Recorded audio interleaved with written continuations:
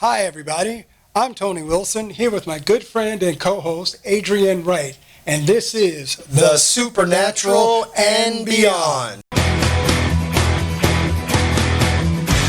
We've been talking about giants. We're not talking about the sports teams or anything. We're talking about actual physical giants. There were some before Noah's flood. That's what I was going to say, Noah's flood. Noah's flood? And it said that there will be giants after. Yeah. So here we are today. Before we go into this, I want to give you just a little facts on a few of the more famous giants found in scriptures. One is Og of Bashan. Okay, I'm just going to give you some specs on him. The scriptures say that he was the last survivor of the Rephaim. Okay, his weight was, wait for it, 3,125 pounds. 3,000. 3,000 pounds. That's a big homie. Yeah, that's a big boy. He was able to lift half his own body weight, which is equivalent to 1,500 pounds. Yeah, like a ton and a half. Yeah, a little less than a ton. It was said that he could pick up war horses. That's, with the armor, with the rider, and throw them. He probably ate them too. Well, they say his bed was made of iron. Well, somebody that big and weighed that much. Yeah. What are they going to do? Put it on wood? I don't think so.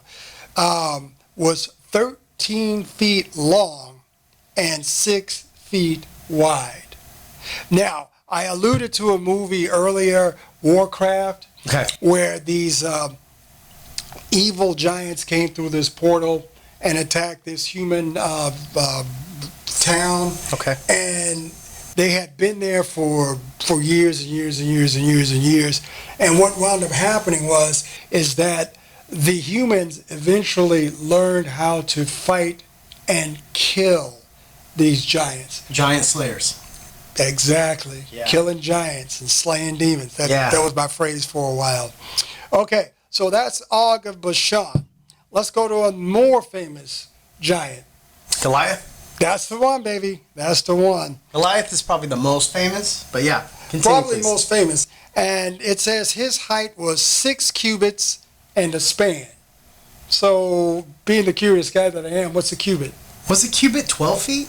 Well, according to what I found out, it was approximately 18 inches. 18 inches, so a foot and a half. Yeah. So 6 plus another 3, 9-foot giant? Yeah, they say it was between 9 and 12 foot. Got it right here. Okay, 9 to 12 feet. Right here, 9 and 12 feet. So I want to lean on the taller side. He's probably more like 12 feet. Possibility, but keep that number 12 in mind. We're going to come to some more modern day giants. Yes. So there was another guy. Name was Nimrod of Babel. Oh, Nimrod. Yes. He was the emperor/king of the world at that time before they got dispersed and sent out into all areas. That's interesting because a lot of people don't think that about Nimrod, and I don't think the Bible specifically says it. But in my research that I've been doing, it does say that a lot of figures, the Bible references men of renown. So like Nimrod, well renowned for the time of Babel. A lot of the leaders, like that oppressed people and stuff like that, were giants. Yeah, well, they're already mean. They're already hungry because they can't get enough food to eat, and they're eating people. And who's going to stop them? Yeah, who's going to stop them? Well, they said Nimrod was an average guy, and through my research, I believe that there was some genetic engineering going on. Okay. Because it says he became a strong and powerful man. Oh, yeah. So you kind of, Maybe he was on the juice. Yeah. Something a little bit stronger than steroids. And it says he became a giant. He became a hunter of giants. It was also said that giants helped him build the Tower of Babel. Yeah, I believe a lot of stuff we look at in the world and we say, hey, they didn't have the technology to build this, like Stonehenge, for example. I believe were built by beings like giants. Yeah. And some of the things with the pyramids, like they said, well, how did these big, heavy rocks get here? And they were from like a far distance away. And I believe those giants just like burnt, and just walked and put them down. Well, there's a lot of speculation with fallen angel technology. Fallen angel technology? What devices did they have? You know, we've heard of the Vermana out of India, flying craft. Yes. So consequently, we use Chinook helicopters, or what they call sky crane helicopters, to pick bring stuff in, up. to bring in tanks and other equipment in. So why Flying couldn't they machines. use flying machines? And I'm just going to put it out there. One night, coming home from work, I saw an unidentified flying object. Now, I don't believe it was the extra-dimensional type. I believed it was a craft. Like at one time, the SR-71 was a classified... That's the Blackbird, right? Blackbird. Yeah. Was a classified aircraft that very few people knew about. The Skunk Works, CIA, all that kind of good stuff. And then finally it came out and so forth and so on. Well, I believe that I saw a cloaked aircraft because I could see the silhouette and I could see the light shining off of the event horizon. So it's like something was there. Something was there. Flying aircraft have been around. Yeah. You know, whether it be past, present, and I know there's going to be some in the future. Well, that's what I found in my research too. When I was researching the book of giants, is there was a giant that could fly, and I forget the name of this giant, but in the research that I was watching on YouTube too, one of the videos they were tying in the myths with the book of the giants, and in a lot of different cultures and histories, like the Egyptians and the Babylonians and some of the other ones, they had figures with their flying machines. And so, like, what I believe personally is nowadays when we see those UFOs and we believe there's aliens, I believe that those they had the secret of heavens, the fallen race, and they still exist today. They took their knowledge of heaven, their knowledge of metal making, they made a craft back then, and they've also grown in how they make crafts now. And they've made what the modern day UFOs are by mining the stuff, by building the stuff, by mining the stuff, by building the stuff, they've created the modern day UFOs. And you know, people get abducted by these aliens, and they're these beings that they see that are different from humans, but not too much, I believe are fallen angels.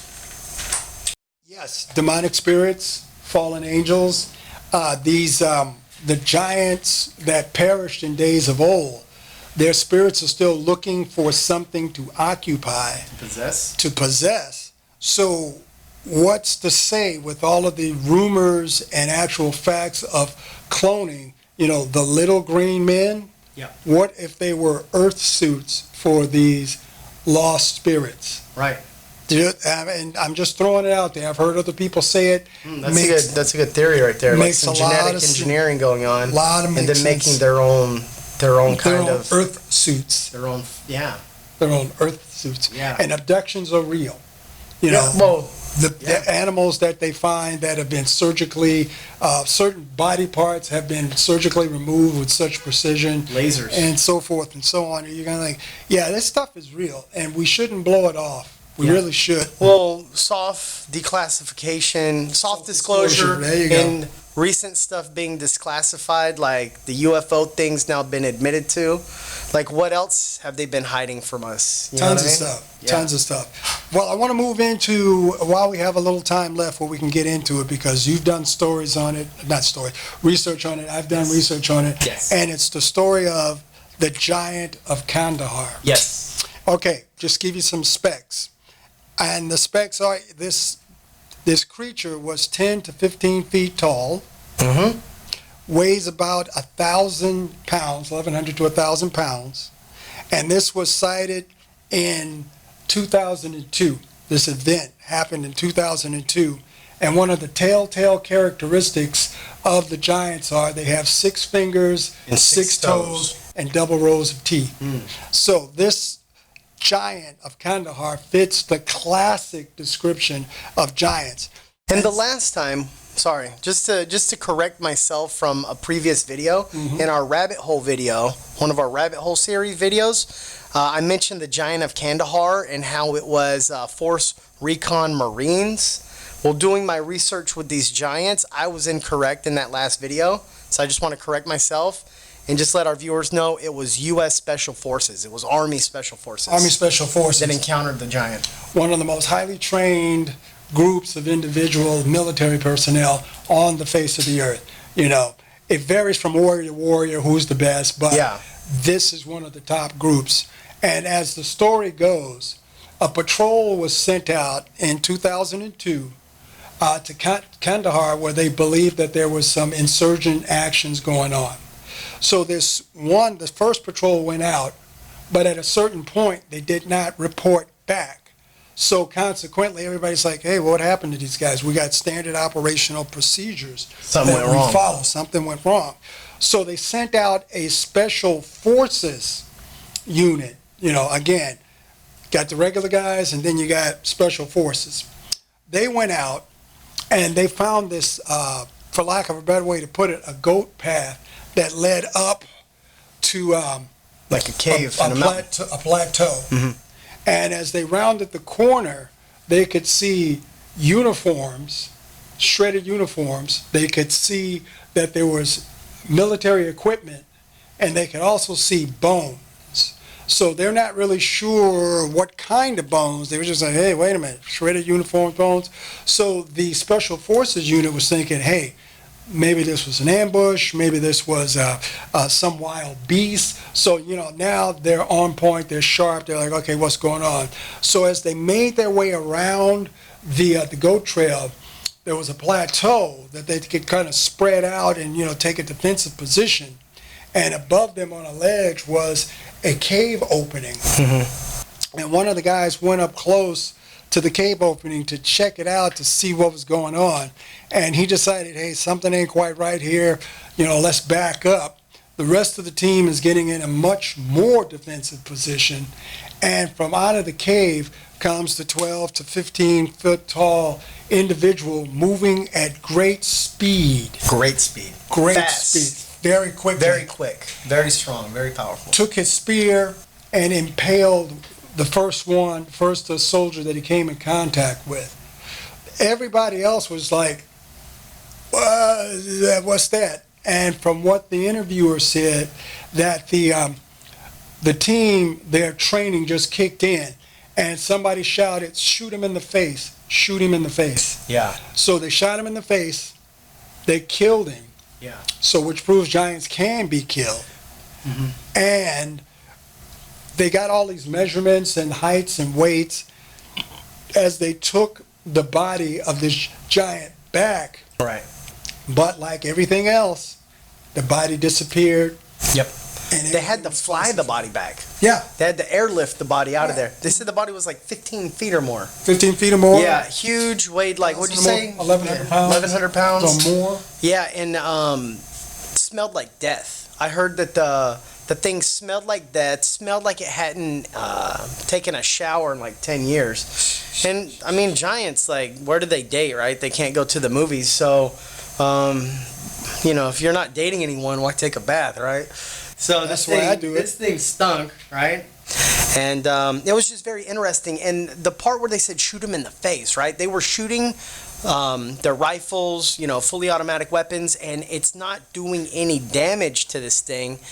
And what's interesting is when we look back at the story of David and Goliath, little David with a sling, a lot of people say a little slingshot, right? He had a sling, and in that sling, it's like a leather sack, and he would swirl it around and fling it, right? Well, when you look at scripture, he went to this river, this stream, to pick up 5 stones, Okay, and the stones that he picked up that they find in that same river are like lead or copper. They're a more dense stone than just a regular rock. It's copper. About the size of a golf ball. Right, but check this out. Here's the thing with David. They checked the sling, and they slung pieces of copper out of like slings today, right? And they said the impact of that rock into Goliath's head would have been like shooting a .45 caliber bullet. Well, yeah. Nothing new under the sun. So that's some good little weapon technology back then for David. I mean, surely a 1911 Colt 45 would have been a little bit more accurate for David, but hey, he was able and well trained with that sling. He was trained with this sling, and the special forces had a full array of weapons. Yeah. So grenade launchers, all kinds of stuff. Yeah, they had the M16s, the M4s, the M60s machine gun, which is 7.62 by 39, which is the AK-47 round. Yes. And so it's 308. 308. There's a lot of firepower going in this guy's face. So, yeah. So they took him down. Another interesting fact is there was an artist that was with the Special Forces unit, and his film, he had film. He was a photographer. His film got confiscated. So the body disappeared, his film got confiscated, but because he was an artist, he actually drew pictures of the giant.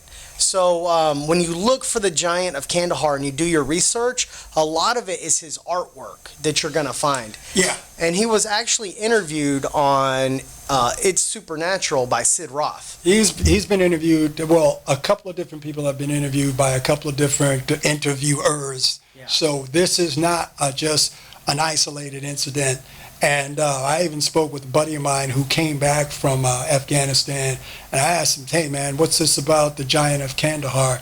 And he kind of blew me off, and which kind of let me know it's like, there may be more to this story that's being told. Yeah, and a lot of like the regular army, they won't know about it because it's one of those hush-hush operations. And then even in the special ops world, it may not be shared too greatly because most of those special op guys, we don't know what you're talking about. Right, like I said. They got security clearances, so they keep it all on the low. On the DL. On the DL. So we have some more topics for another rabbit hole episode because there's so many rabbit hole episodes we could do on the Giants. And in our last series I named one of the episodes the Giants rabbit hole, like the giant rabbit hole, but I put an S on there, a little apostrophe S. So look for that video down below. And be sure you hit that thumbs up button, subscribe to our channel, follow us on YouTube, follow us on Facebook, follow us on Instagram, and we'll see you next time at the Supernatural and Beyond.